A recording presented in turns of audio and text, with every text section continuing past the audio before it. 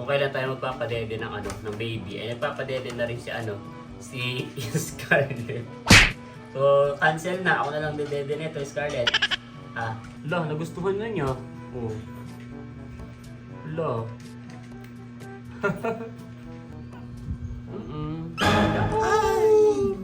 Dilat na yan. Hindi na maluloko yan. Galing ko. Si mama naman.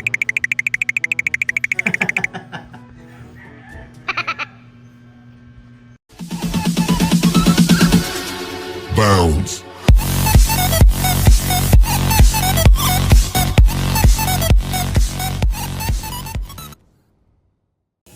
Kamusta mga kayami, isang masaya at isang masarap na vlog na naman ang pagsasaluhan natin. For today's episode ay kagigising lamang po natin at lalabas po tayo ngayon ng bahay. Bibili po tayo ng goat's milk para sa ating mga baby. Rest day po natin today at marami tayong hase.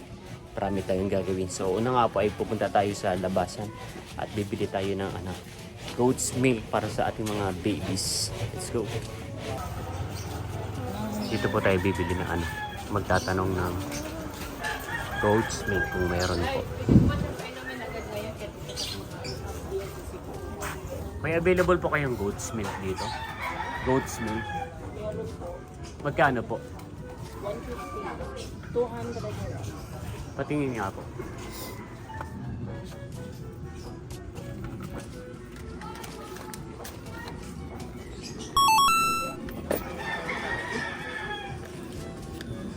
Sige nga po. Ay mga kayami, nakauwi na po tayo at nakabili na nga po tayo ng pet goat milk powder. So mas recommended po talaga na goat milk yung ginagamit natin sa pagpapadede ng ating mga alagang babies dahil mas healthy siya, hindi appropriate yung yung mga gatas talaga na iniinom natin mga tao, yung mga cow's milk ay hindi po talaga siya recommended. So nabili natin ito sa shop. Meron din mga nabibili sa online pero mas maganda na nabibili tayo talaga sa vet. Pero malayo kasi yung vet kaya dito bumili sa shop. Yun. So nasubukan na rin naman namin yung gantong pagpapadede kay Uno. Nabuhay. Si Uno po nung baby pa siya, wala talaga siyang nainom na gatas kay Happy kasi sobrang dehydrated nga po ni Happy that time. Tapos ay may sakit pa po siya na distemper nung panahon na yun. Ayan, pero minano-mano po namin siya ng pagpapadede at naging effective naman at dito, nabuhay naman si Uno at malusog. Wow. So ngayon po ay magtitimpla na po tayo ng gatas. Medyo nakalimutan ko na yung procedure kung paano magtimpla. Kaya na lang natin. Alam ko 1:1 siya, kaya tatansyahin na lang po natin mga kayami.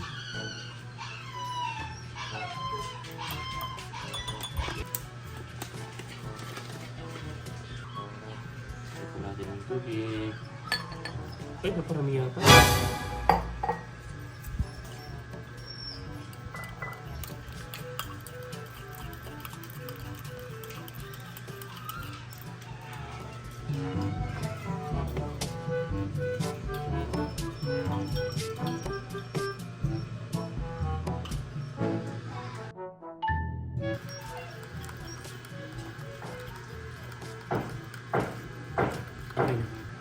So yung pagpapadede daw po natin sa ating mga alagang babies ay after 3 to 4 hours. So kapag pinadede natin siya ng 10 tapos hindi pa rin siya pinadede ni Scarlett, so mamaya mga 3 PM ay magpapadede po ulit tayo. Parang walang lumalag. Butasan ko pa kaya? No? Tama yan. Siyempre hindi mo naman inaani. Napipiga yung chupon eh. Baka malunod naman yung tuta pag sobrang laki ng butas. Ano yan? Okay, so kung kailan tayo magpapadede ng ng baby, ay nagpapadede na rin si Scarlett. So cancel na, ako na lang dedede nito, Scarlett. Padede na lang natin sa mga pusa. So pero itatry pa rin natin para hindi masayang yung yung goat's milk natin. May mga guidelines naman po sa pagpapadede ng mga puta kung kailan siya pwedeng padedehin or kung ano yung mga sign kung na kailangan natin magpadede. Hapon kasi talaga sobrang nagwo-worried kami kasi magdamag siya na hindi pinadede ni Scarlett. nasa ilalim lang po siya ng kama. Tapos kahapon nga po nasa trabaho kami, sinisilip ni Erica yung mga babies. Hindi daw talaga nilalapitan ni Scarlett. Hindi ko alam kung nababahuan ba sa kanila or what. Yun, tapos may mga sign din sa mga puppies kapag iyak ng iyak, kapag payat, dehydrated. Yun talaga kailangan daw po natin magpa-bottle feed. Bottle feed. Kailangan kapag mga payat po yung mga babies natin, kailangan natin magpa-bottle feeding. Yun. Pero sa ngayon naman, napapansin ko medyo medyo matataba naman yung ating mga babies, pero itatry pa rin natin. So unahin natin yung panganay. Yan. After 6 years, magpapadede po ulit tayo gamit ang meron ba? Galing nga. Meron ba? Ayaw? Parang wala eh. Hindi marunong. Ayaw. Next. Dito medede naman siya. Gamitin kaya natin yung medyo malaki. Butasan mo. Yung sobrang liit yan.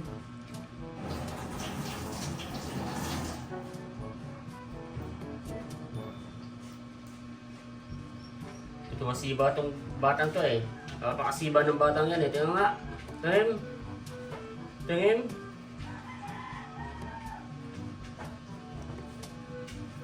Ano ba yan? Lah, may mata na. Wow! May mata na po. Lah, dumidilat na. May mata. Hindi siya kita kasi itim to eh. Pero may mata na siya. Galing nga, tingin. Lah, nakakakita na siya. Galing nga. So, 2 weeks po talaga bago makakita yung mga babies. At bukas ay sakong pang 2 weeks nila. Pero yung isa, ito si Stella, ano na siya, dilat na siya. Ganun matagal. So, silipin nga po ulit natin itong pangalawa. Yung pangatlo, may mata na. Tingnan nga natin itong pangalawa na to. Pikit. Pikit pa rin. Gising. Baka bukas pa or sa isang araw. Tapos ito naman po, si Raya ang panganay. Ay, meron na rin siya. Umihikab-hikab. May mata na siya, oh. Ayan, may tulo na. Si Luna na lang po ang ano yan? Pinalitan po natin ng mas malaking tsupo at parang maliliitan po siguro dun sa ano. Tingnan natin. Okay, galing nga. Medede ah. Yung may nakaano na siyang batas. Galing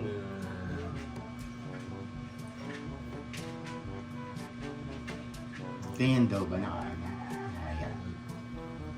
nakataba dapat para hindi papasok sa baga yung ano. Di mali pala yung pagpapadede natin kay Ulo dati. Si galing nga, nakapas pa mo yan.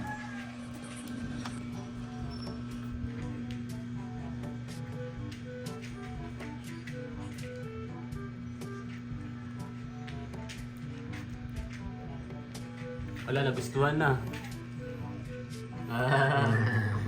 Nagustuhan na niya.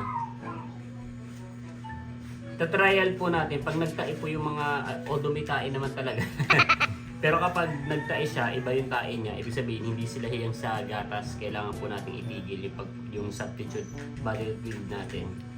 Hala, nagustuhan na niya. Oh. Hala. Next, mamaya ulit.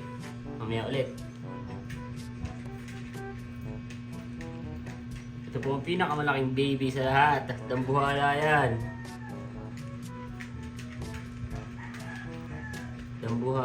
Oh. Hindi dyan.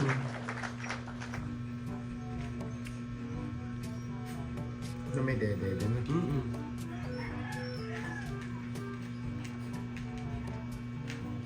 Pinagigigilan niya, nararamdaman ko.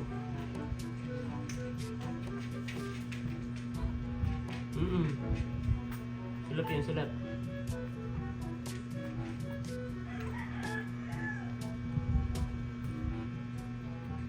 Parang ang laki niya talaga, no? Oh. Happy! Parang dati si Uno kaya natin hawakan ng isang palad. Ay, ipa-flash ko dyan sa face, ay sa ano, sa video, yung video ni Uno nung ano, nung baby pa siya, dumidede siya. Sana meron pa pala. You know, galing hindi ng baby ko na iyan wala pa rin mata, pinakamalaki pero pikit pa.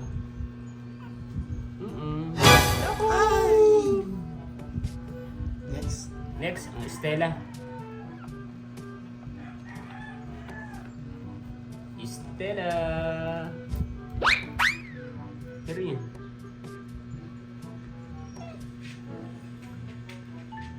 Si Dilat. Galing dilat na. Dumidede din. Bumibitaw.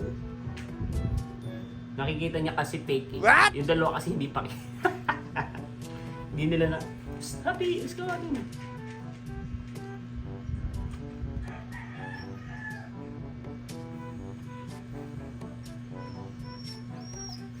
Ano mo kasi ng gatas? Tuluan mo ng gatas.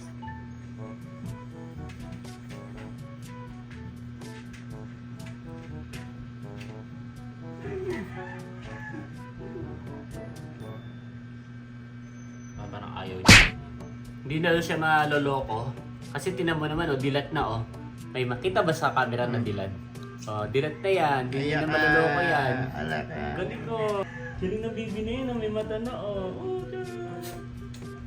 dede.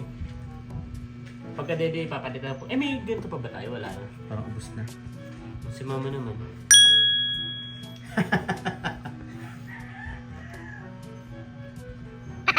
Wala ka na dede. Mabubutas yan kagad. Malalaki na yung ngipin yan. Ikaw na lang magatas. Ibigay mo na lang sa kanila. Hindi.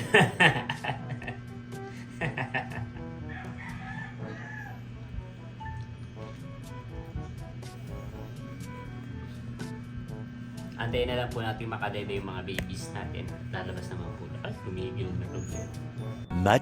Much later. Nandito tayo ngayon sa Robinsons Malabon. Punta po ako sa World Balance, sa workplace ko. At naiwan ko po yung cheque pala dun sa sa store kahapon. So bali magpapa-encash po tayo. Magpapa-encash po ulit tayo ng pera sa bangko. Ngayon nga po pala ay Ash Wednesday. At may misa po ulit dito sa tapat ng ating store sa World Balance. So dadaan nga po tayo at kukunin natin yung cheque na naiwan ko dito kahapon. Let's go. Yan. So nakuha na po natin yung dalawang cheque dito sa store. At pupunta na po tayo sa bangko sa EUB. So bali sasakay na lang po tayo ng jeep para makapunta tayo doon sa bangko. Magpapapalit po tayo. Let's go.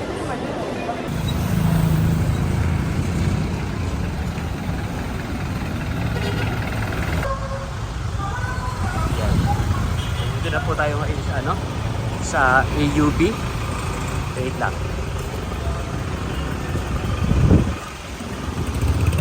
So nandito na po tayo ngayon sa bangko at magpapapalit nga po tayo ng cheque. Okay. So ito po ay dalawang cheque na papapalitan po natin. Let's go. Ayan. So tapos na po tayo magpa-encash mga kayami. At sasakay naman po tayo ng jeep papunta sa Robinsons Malabon. Sa ating favorite place. Nag-aantay po si Papa D. Let's go. Yan mga kayami. Nandito na po tayo sa Robinsons at kasama na po si Papa D. At dito ko na rin po tatapusin ng vlog na to. Again, maraming salamat po sa lahat ng patuloy na nanonood at sumusuporta hindi lamang sa aking channel at kundi sa buong Timothy. Hanggang sa muli para sa isa na namang masaya at masarap na vlog.